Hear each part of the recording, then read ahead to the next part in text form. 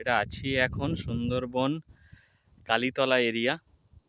আর এখন অলরেডি ভাটা চলছে, ভাটার জন্য জল পুরো নেমে গেছে, এইভাবে আছে, সেই জন্য শুকনো শুকনো লাগছে।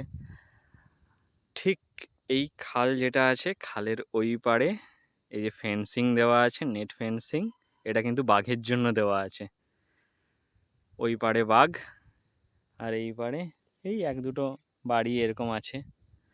আর এটা হচ্ছে সুন্দরী গাছ, যে শ্বাসমূলগুলো এভাবে উঠে আছে, যে ম্যানগ্রোভ থাকে, ম্যানগ্রোভের শ্বাসমূল এভাবে উঠে আছে এখানটায়। আর এই যে খাল, ওইখানে একটা বড় বোট তৈরি হচ্ছে, আমি জুম করে দেখাচ্ছি, ফেটে যাচ্ছে, কোয়ালিটি ঠিকঠাক আসছে না। ওখানে একটা বড় বোট তৈরি হচ্ছে। This is the Sundarban.